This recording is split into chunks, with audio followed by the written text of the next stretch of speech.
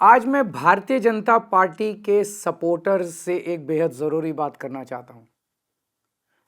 कुछ दिन पहले एक बीजेपी का कट्टर समर्थक मिला, बड़ी हल्की सी गंदी सी स्माइल देके बोला, अरविंद जी अगर आप हार गए तो क्या होगा।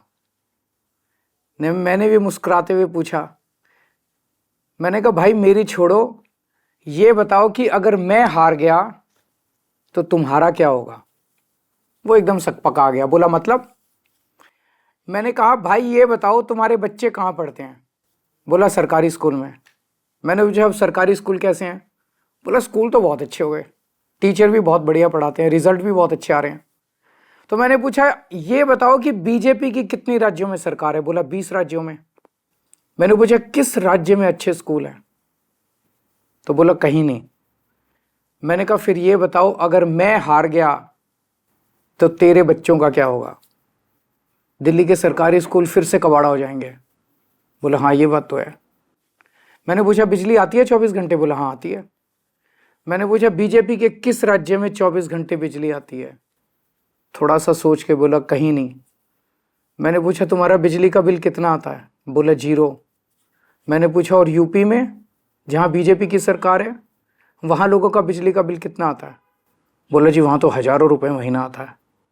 मैंने कहा तो भैया ये बताओ अगर मैं हार गया तो तेरा क्या होगा। दिल्ली में फ्री बिजली, फ्री पानी, फ्री इलाज, अच्छे स्कूल, 24 घंटे बिजली, महिलाओं की फ्री बस यात्रा, ये तो सब बंद हो जाएंगे। कम से कम हर महीने 25,000 रुपये की चपत लगने लगेगी। है 25,000 रुपये देने को। बोला जी मेरी तो 1 लाख रुपये महीने की तनख्वाह है, उसमें भी गुजारा नहीं होता, 25,000 रुपये महीना तो कहाँ से लाऊंगा। मैंने कहा तो फिर बीजेपी भूल जाओ, राजनीति भूल जाओ, पॉलिटिक्स भूल जाओ, अपनी सोचो, अपने परिवार की सोचो। ये सोचो कि अगर केजरीवाल हार गया तो तुम्हारा क्या होगा।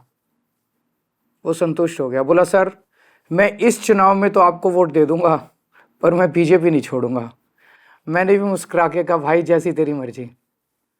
मेरी सभी बीजेपी के सपोर्टर्स से अपील है कि अगर बीजेपी आ गई तो आपको हमारी सरकार से मिलने वाली सारी सुविधाएं बंद हो जाएंगी।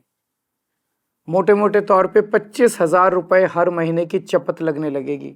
हैं इतने पैसे, भुगत लोगे? नहीं ना। तो फिर मैं आपका भाई होने के नाते आपको सलाह दे रहा हूं, झाड़ू पे वोट दो। आप चाहे अपनी पार्टी मत छोड़ो, लेकिन इस चुनाव में झाड़ू पे वोट दे दो। इसी में आपका और आपके परिवार का फायदा है। और हाँ, अगर आपको कभी पर्सनल काम भी हो तो अपने इस भाई के पास आ जाना, मैं हमेशा आपके काम आऊंगा। जी न्यूज़।